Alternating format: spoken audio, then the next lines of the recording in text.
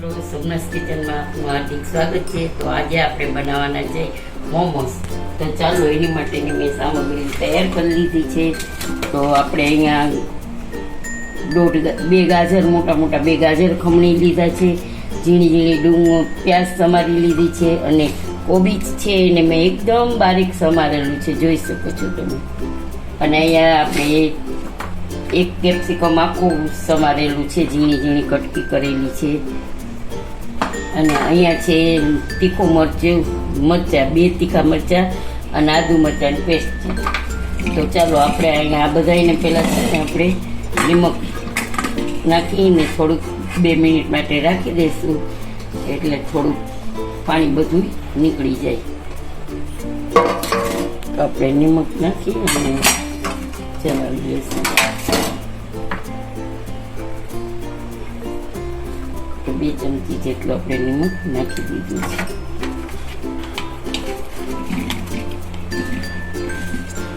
તો આપણે આને ચલાવી લઈશું ને કેપ્સિકમ ને મરચાંની આપણે પછી નાખશું પાણી એકદમ નીચાવી, પાણી કાઢી પછી તો આને આપણે 5 મિનિટ માટે રાખશું।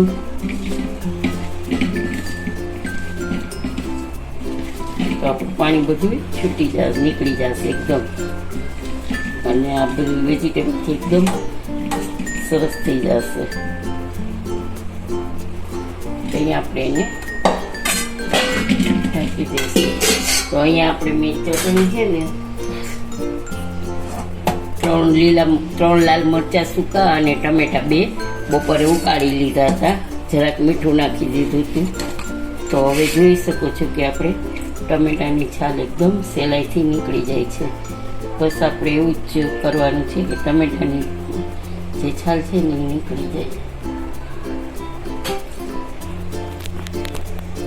ટમેટાની વચ્ચે 2 આમ કાપા મારી દેશો ને ચાલ, એટલે સરસ છાલ નીકળી જશે।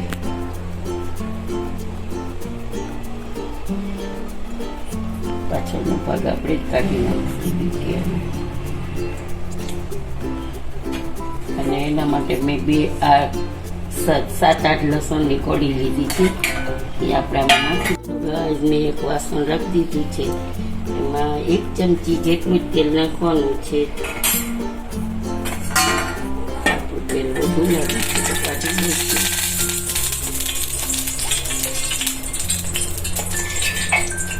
હવે આપણે તેલ આવી ગયું છે, તો એમાં જોઈ શકો છો આપણી ટમેટાની પ્યુરી છે, ચટણી છે, એકદમ સરસ મજાની સ્મૂથ થઈ ગઈ છે। આપણે એ આમાં નાખી દેવાનું છે। એમાં વઘારમાં બીજું કોઈ વસ્તુ નાખવાનું નથી, ખાલી તેલ જ।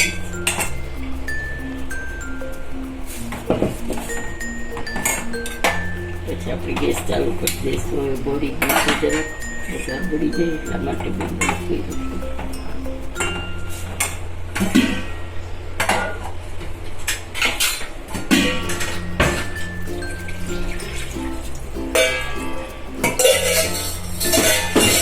અહીંયા જે પાણી હતું ને આપણે એ એકદમ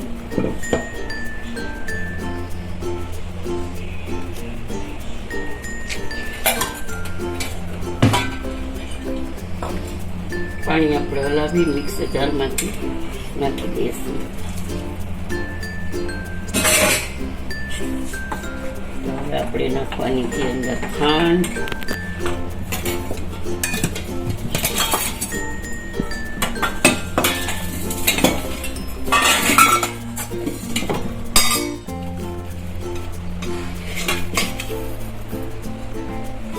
આપણે 2 ચમચી ખાંડ નાખી દીધી છે। ખાંડને બેલેન્સ કરવા માટે આપણે 1 લીંબુ નાખી દેવાનું છે, આટલું મોટું। તો હવે આપણે નાખશું લાલ મરચું 2 ચમચી, થોડુંક નાખશું ધાણા,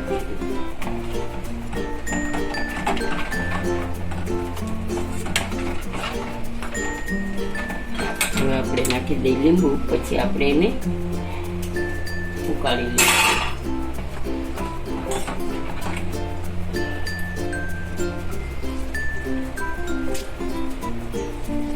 આમલી હોય તો આમલી નાખી શકો છો તમે। હું હમણાં ઉકળી જશે ને પછી નાખીશ, હમણાં નહીં નાખું. તો જોઈ શકો છો ગાઈસ, આપણી ચટણી એકદમ સરસ મજાની ઉકળી ગઈ છે. તો હવે આપણે એમાં ગેસ ઓફ કરી દઈશું. હવે આપણે એમાં જો આપણી ચટણી તૈયાર છે. હજી ઠંડી પડશે ને એટલે થોડીક થીક થઈ જશે. તો આપણે એને ઢાંકી દઈને અહીંયા મેં 500 ગ્રામ જેટલો મેંદાનો લોટ લીધો છે અને 1 ચમચો મેં મોણ નાખ્યું છે અને નિમક નાખ્યું છે સ્વાદ અનુસાર. હવે આપણે એનો લોટ બાંધી લઈશું અને લોટ છે ને આપણે થોડો ટાઈટ બાંધવાનો છે.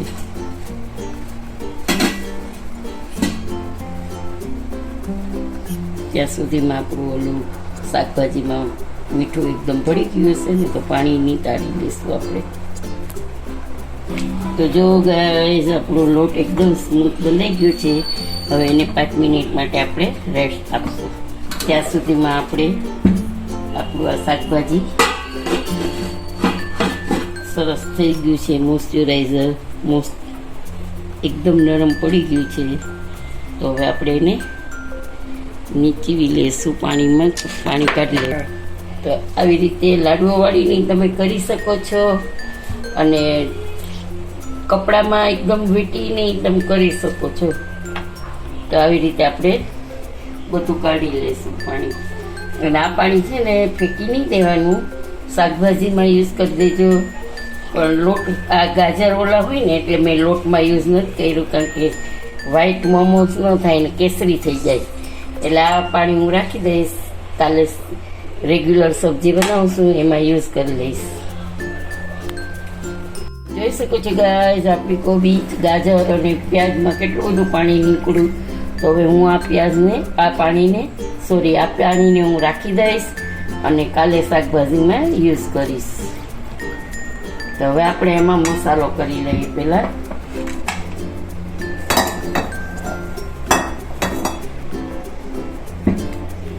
તો આપણે આ બધું જો એકદમ સરસ કોરું થઈ ગયું છે.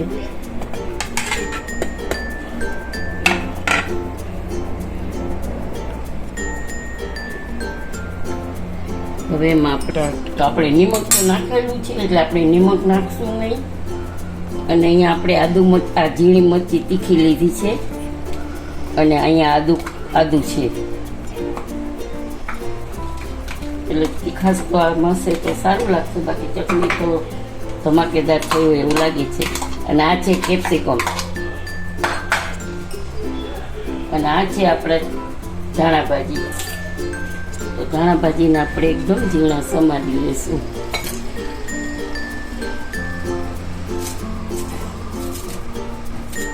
પછી મિક્સ કરી દઈશું ને પછી આપણે નાની નાની પૂરી જેટલી બનાવશું ને પછી એમાંથી મોમોસ તૈયાર કરશું આપણે. આ થઈ ગયું આપણું રેડી.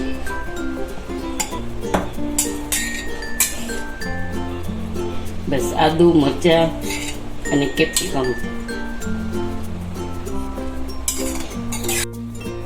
તો જો ગાઈસ, આપણે આટલા નાના લુવા વાળ્યા છે.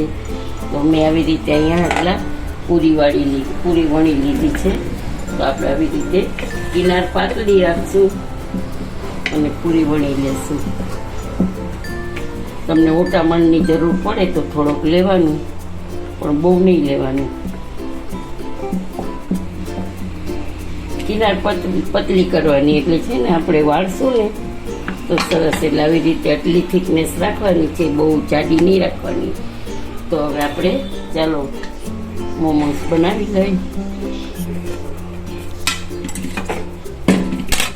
અહીંયા આપણે સ્ટીમર છે એની જારી ઉપર આપણે ઓઇલ લગાવી દઈએ. તો બધી આ સારી રીતે સરસ રીતે ઓઇલ લગાવી દીધું છે. હવે આપણે અહીંયા ચાલુ નથી કર્યું ગેસ, પણ આપણે બધા મોમોસ પહેલાં એમાં ગોઠવી દઈશું, પછી આપણે ગેસ ચાલુ કરશું.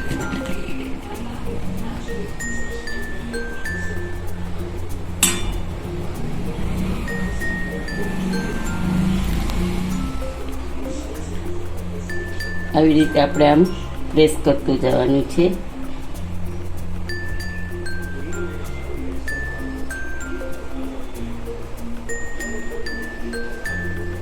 આવી રીતે આમ અંગૂઠાને વચ્ચેથી દબાવતા જશું મસાલો, અને આવી રીતે આમ બધું ભેગું કરી પછી આપણે છે ને આમ કરીને આમ કરશું, આમ કરીને આવી રીતે આમ પ્રેસ કરી દઈશું. તો આપણું આ એક મોમોસ થઈ ગયું રેડી. તો જોઈ શકો છો ગાઈઝ, આપણે બીજી રીતની આવી રીતે ત્રણ જુદા જુદા શેપમાં થાય છે. તો આપણે અહીંથી આવી રીતે આમ લઈ લઈશું.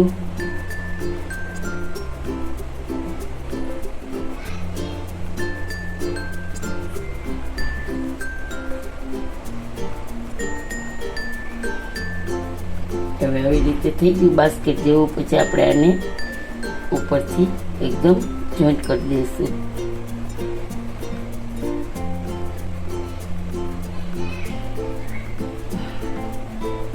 પ્રેસ કરી દઈશું એકદમ, એટલે આપણું મોમોસ છૂટે નહીં.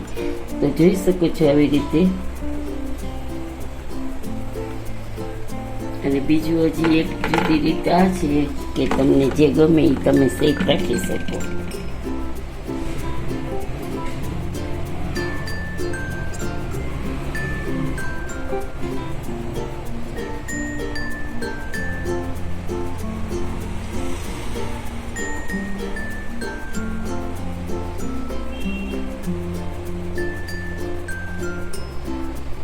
એક આ શેપ છે.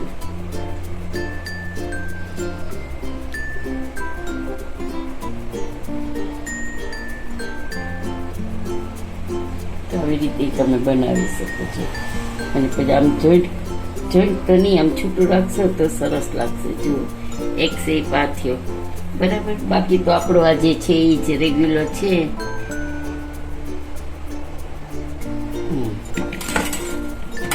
જો ગાઈઝ, આપણા મોમોસ મેં મૂકી દીધા છે. બધાય શેપમાં કર્યા છે. તો તમને જે ફાવે એ શેપ કરજો. હવે હું આને સ્ટીમ કરવા માટે રાખી દઉં છું. તો આપણે 10 મિનિટ માટે રાખવા પડશે. 5 મિનિટ થાય ત્યાં જોઈ લઈશું. થઈ ગયા હોય તો આપણે બંધ કરી દઈશું. બરાબર, જોઈ શકો છો ગાઈઝ. આપણે ગેસ બંધ કરી દઈશું. આપણા મોમોસ તૈયાર છે.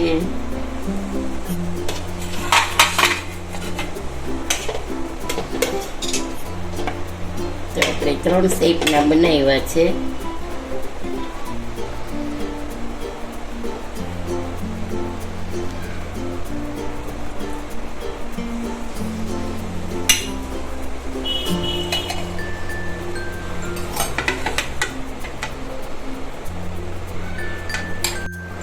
જોઈ શકો છો ગાઈઝ, આપણે આ છે ચટણી, આ છે મોમોસ. તો આજનો વિડીયો તમને કેવો લાગ્યો? આપણે મોમોસ તો તોડીને બતાવ્યા હતા. તો એકદમ સોફ્ટ છે મોમોસ આપણા. તો આજનો વિડીયો તમને કેવો લાગ્યો તે જરૂરથી તમે કમેન્ટ કરીને મને જણાવજો. અને સબસ્ક્રાઈબ કરજો, લાઈક કરજો, શેર કરજો. કમેન્ટમાં જરૂરથી જણાવજો કેવા લાગ્યા. તમારી કમેન્ટની હું બહુ ઇંતજાર કરું છું. જય શ્રી કૃષ્ણ.